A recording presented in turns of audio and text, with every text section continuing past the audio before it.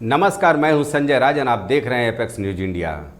स्वागत है आपका हमारे विशेष कार्यक्रम मुद्दे की बात राजन के साथ में। अपने इस कार्यक्रम में हम देश दुनिया की बड़ी चर्चित खबरों पर आपसे विस्तार से बात करते हैं, उसके तह तक जाकर उस खबर के हर पहलुओं से आपको रूबरू कराते हैं। आज रूस 77वां अपना विजय दिवस मना रहा है। रूस यूक्रेन युद्ध के बीच आखिर क्या कुछ कहा इस मौके पर रूस के राष्ट्रपति पुतिन ने और क्या है इसके मायने, आज हम अपने पहले मुद्दे पर इस पर आपसे विस्तार से चर्चा करेंगे। इसके बाद हम चर्चा करेंगे कि दिल्ली के शाहीन बाग में आखिर आज क्या कुछ हुआ जब इलाके में अवैध निर्माण ध्वस्त करने के लिए बुलडोजर पहुंचा।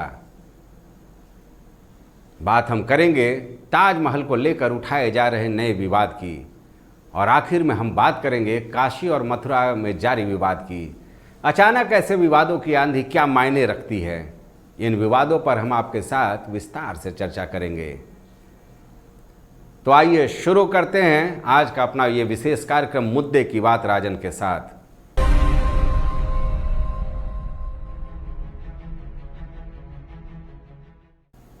तो चलिए चलते हैं अपने पहले मुद्दे की ओर।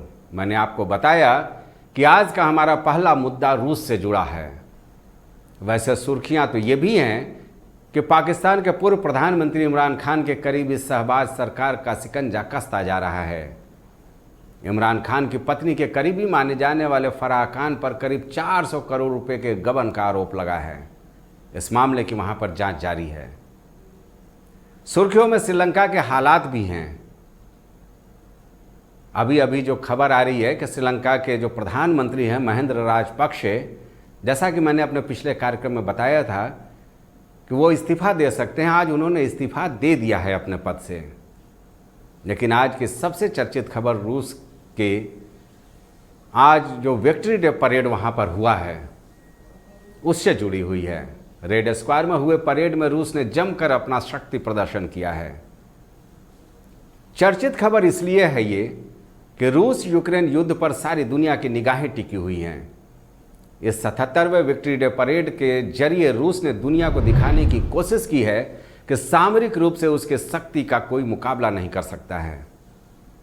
सबसे पहले आपको बता दें कि आखिरी ये विक्ट्री डे परेड मनाने की परंपरा की शुरुआत रूस में कहां से हुई।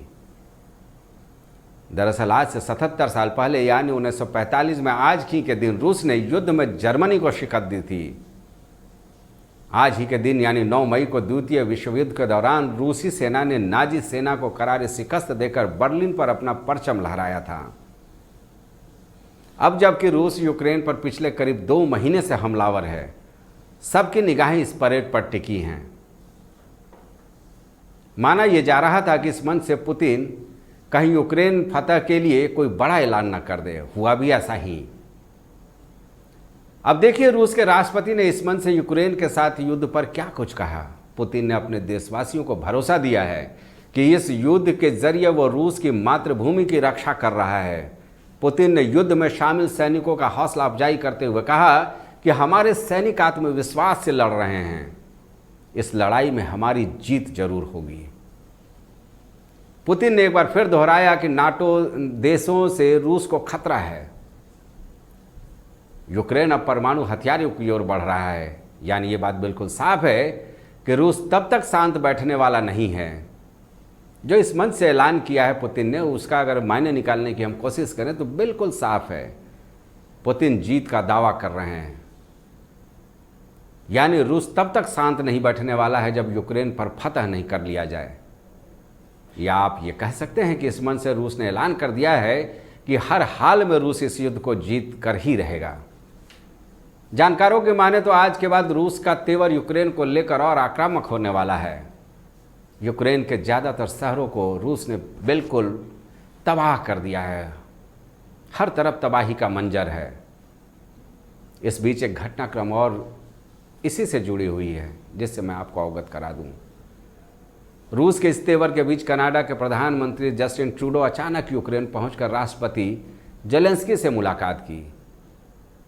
यह मुलाकात तक ही सीमित नहीं रहा, बल्कि दोनों ने साझा प्रेस कॉन्फ्रेंस कर रूसी राष्ट्रपति पुतिन की इस युद्ध के कारण हुई बर्बादी पर जमकर आलोचना की। खबर तो ये भी आ रही है कि G7 के देश यूरोपियन यूनियन ने रूस पर प्रतिबंध का दायरा और बढ़ाने की तैयारी कर ली है। मास्को से तेल निर्यात पर पूरी तरह से प्रतिबंध लगाने का फैसला किया जा चुका है। हालांकि यह प्रतिबंध कब लगेगा यह अभी तय नहीं किया गया है, इसका ऐलान नहीं किया गया है। अब ऐसा लगने लगा है, जो खबरें छन कर आ रही हैं, कि यूरोपीय देशों की ऐसी गतिविधियों से रूस की बौखलाहट और बढ़ना स्वाभाविक है। खुदा खास्ते अगर रूस वाकई परमाणु हथियारों का इस्तेमाल करता है तो यूक्रेन भी भीतर ही भीतर इसका जवाब देने की तैयारियों में जुट गया है।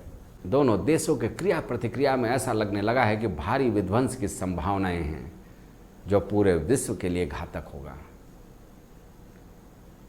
अब लेते हैं एक छोटा सा ब्रेक के बाद दुनिया से निकलकर हम चलेंगे अपने देश की ओर, जहां पहले देखेंगे, समझने की कोशिश करेंगे कि आखिर शाहीन बाग में क्या कुछ चल रहा है, क्यों बुलडोजर का शोर वहां के लोगों को डराने लगा है, आखिर क्यों चर्चित है शाहीन बाग।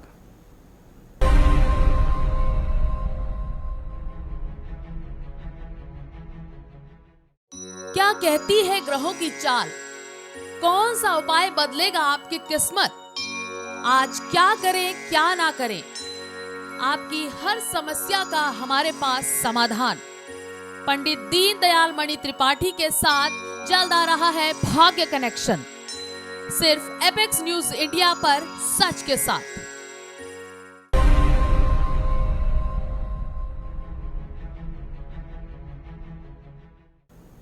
ब्रेक के बाद आपका एक बार फिर स्वागत है। आप देख रहे हैं मुद्दे की बात राजन के साथ। तो चलिए चलते हैं दिल्ली के शाहीन बाग। कोरोना काल में करीब 2 साल पहले नागरिकता कानून के खिलाफ प्रदर्शन को लेकर शाहीन बाग सुर्खियों में आया था। यह पूरा इलाका मुस्लिम बहुल इलाका है। यहाँ नागरिकता कानून को लेकर काफ़ी लंबे समय तक आंदोलन चला, बड़ा बवाल रहा इस धरना प्रदर्शन को लेकर। आपने भी देखी होंगी उस दौरान की तस्वीरें। यह पूरा क्षेत्र कभी ड्रग्स सिंडिकेट के पकड़े जाने से तो कभी कुछ अन्य कारणों से हमेशा अब सुर्खियों में रहता है, संवेदनशील भी बना हुआ है। अब यहाँ बुलडोजर का कहर भी चर्चा का विषय बना हुआ है। दरअसल इस पूरे इलाके में अवैध निर्माण का भरमार है। अब दिल्ली म्युनिसिपल कॉरपोरेशन कार्रवाई कर अवैध निर्माणों को हटाने का मन बना चुका है। जैसे ही शाहीन बाग इलाके में डीएमसी का बुलडोजर पहुंचा, लोग विरोध में सड़कों पर उतर आए।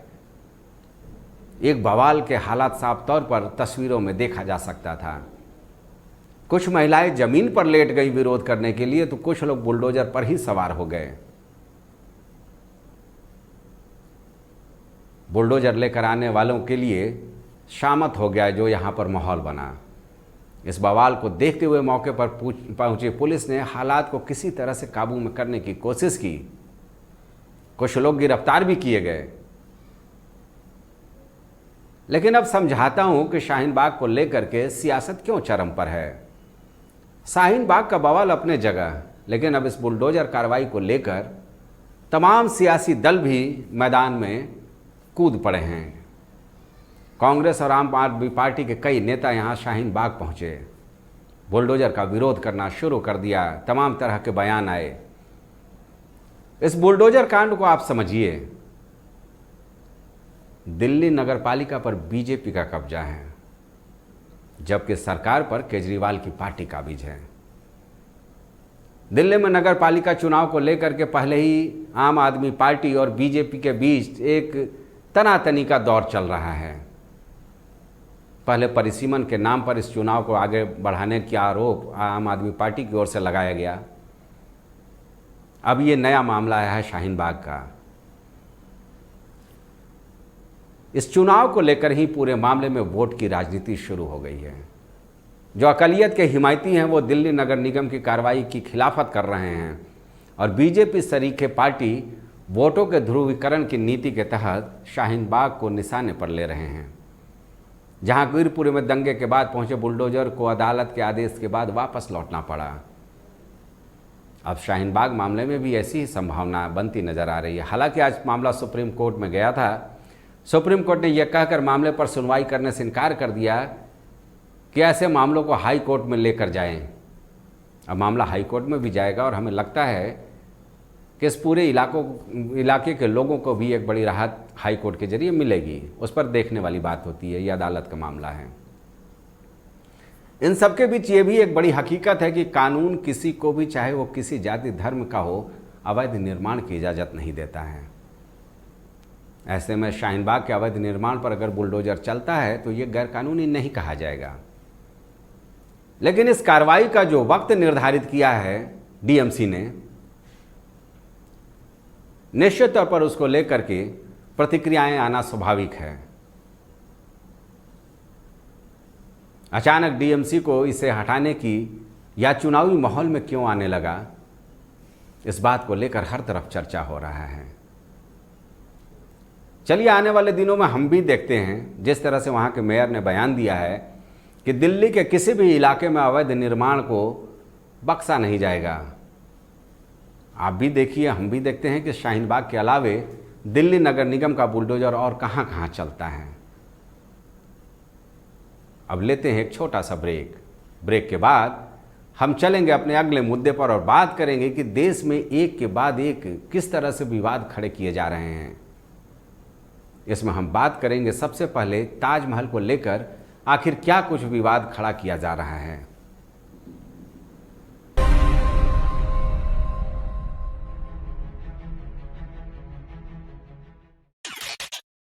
Hello sir, your card has been blocked.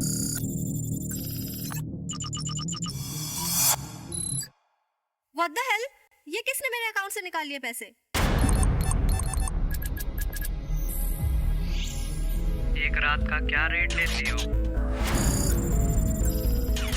वो सुसाइड नहीं कर सकती, ये मर्डर है।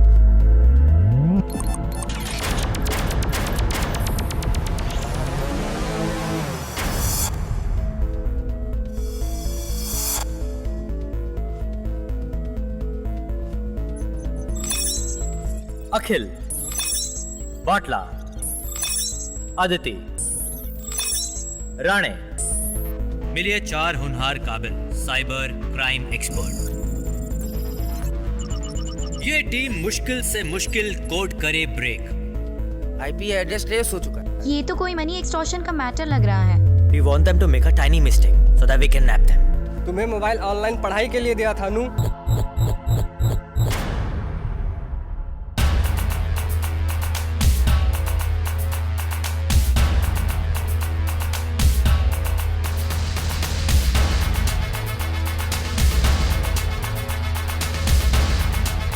मुझे इस बंदे की एक एक मोमेंट की रिपोर्ट चाहिए।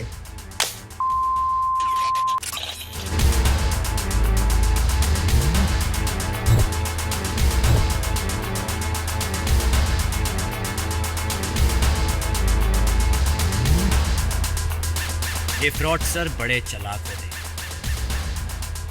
पर इनकी हर चालाकी को जो मात दे दे उन्हें साइबर सिंघम कहते हैं।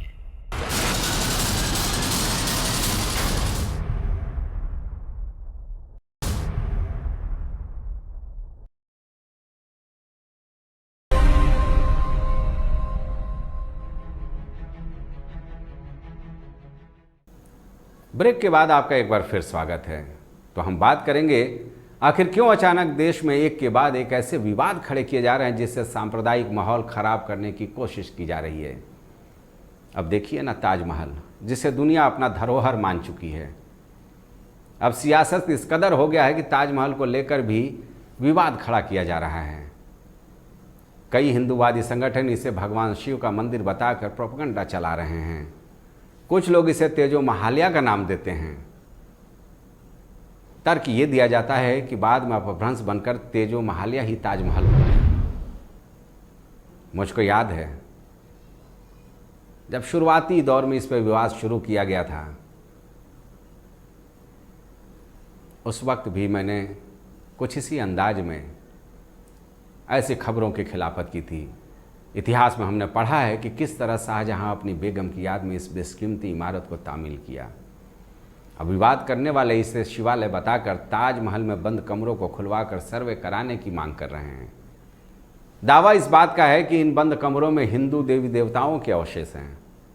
अब आपको बता दें कि इसके पहले भी कब कब ताजमहल विवादों में आया, फिर आगे हम चर्चा करेंगे। पहले समझ लीजिए कि ये विवाद का दौर कहाँ से शुरू हुआ। हमने संगीत सोम डॉक्टर लक्ष्मीकांत वाजपेयी, विनय कटियार, इसमें से डॉक्टर लक्ष्मीकांत वाजपेयी और विनय कटियार बीजेपी के पूर्व प्रदेश अध्यक्ष रह चुके हैं।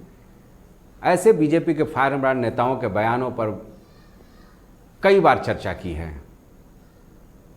उन चर्चाओं का कोई मायने नहीं है, लेकिन जाहिर सी बात है कि विवाद खड़ा हुआ है तो ऐसे नेताओं के बयान को भी एक नज़र देखना पड़ेगा।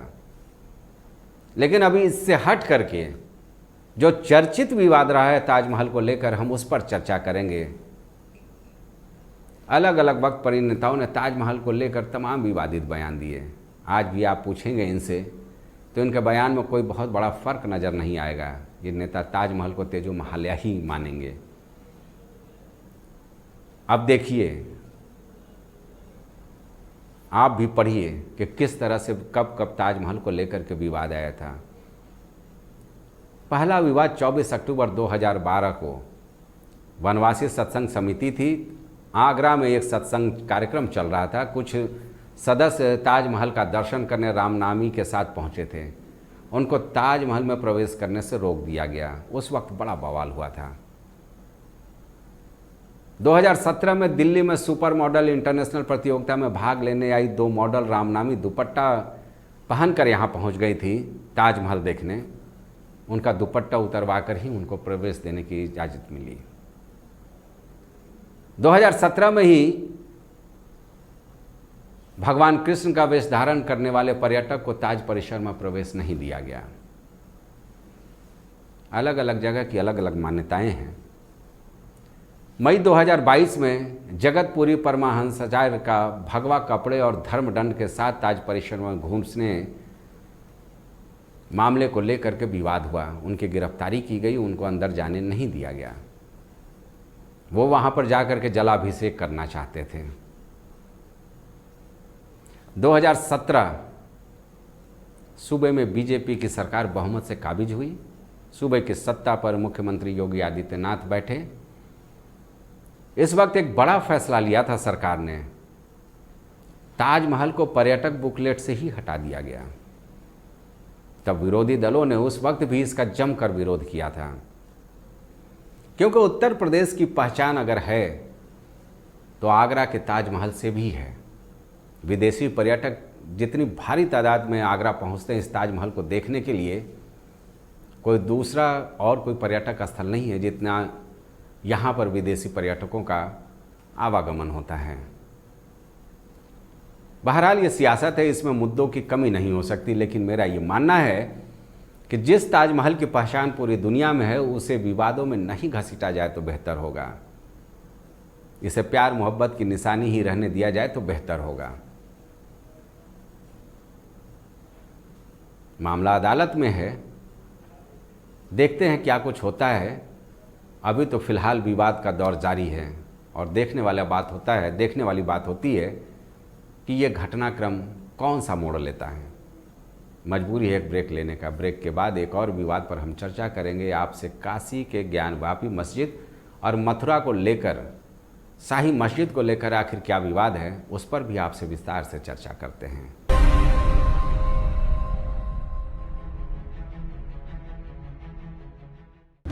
दुनिया अपराध की कत्ल, अपहरण, चोरी, डकैती या हो फिरौती, बलात्कार जैसी कलंकित वारदात, हर अपराध के तह तक जाएंगे। करेंगे अपराधियों के हर जुर्म का हिसाब। अपराध से जुड़ी हर खबर सरायम, सिर्फ एपेक्स न्यूज इंडिया पर सच के साथ।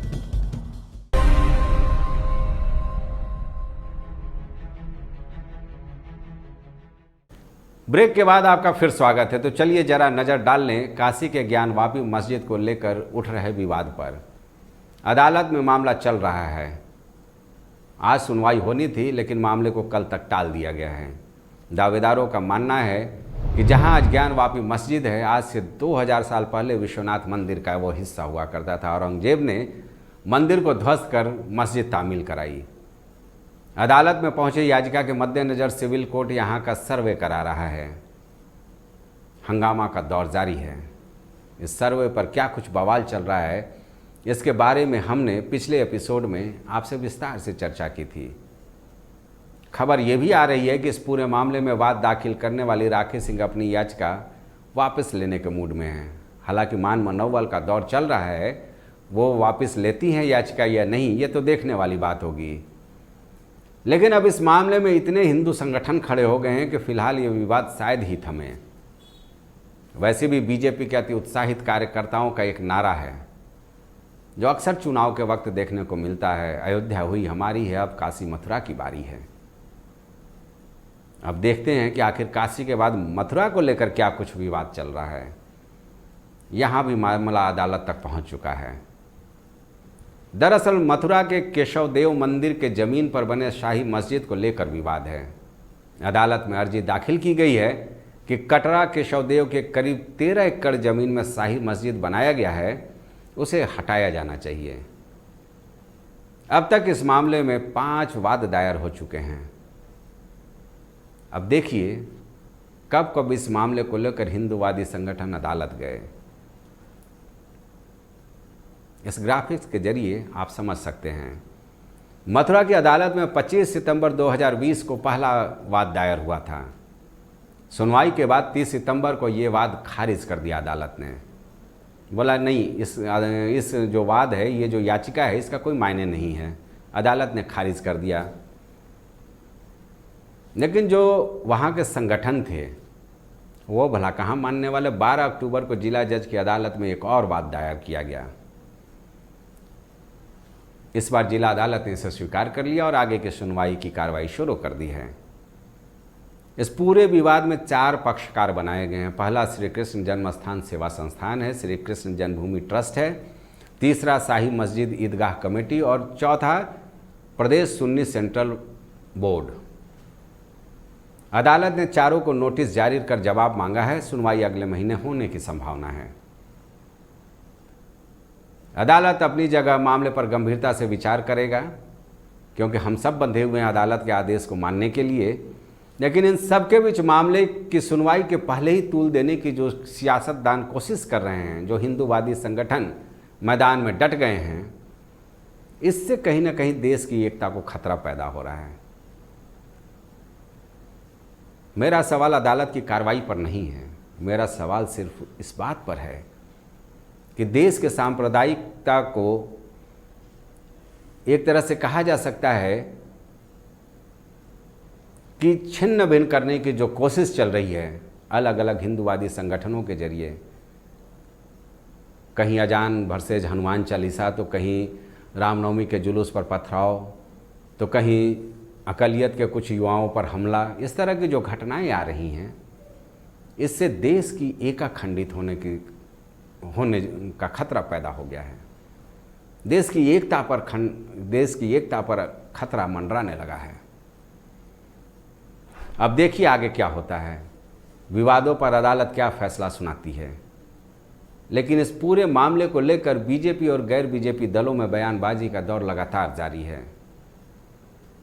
मैं तो बस यही चाहता हूं कि अदालत को अपना काम करने दिया जाए और इस तरह के संवेदनशील मामलों में माहौल खराब करने वालों और लगातार जो बयानबाजी करके माहौल खराब करने की कोशिश कर रहे हैं, उन पर लगाम लगाई जानी चाहिए, क्योंकि देश का माहौल खराब होना किसी तरह से बेहतर नहीं माना जाएगा। तो ये था आज का हमारा विशेष कार्य के मुद्दे की बात राजन के साथ। अब मुझे दीजिए इजाज़त, फिर मिलेंगे कुछ और अहम मुद्दों के साथ। आप अपना फीडबैक हमारे फेसबुक ट्विटर अकाउंट पर ज़रूर दें। आपका सुझाव हमारे लिए काफ़ी मायने रखता है। तब तक के लिए नमस्कार।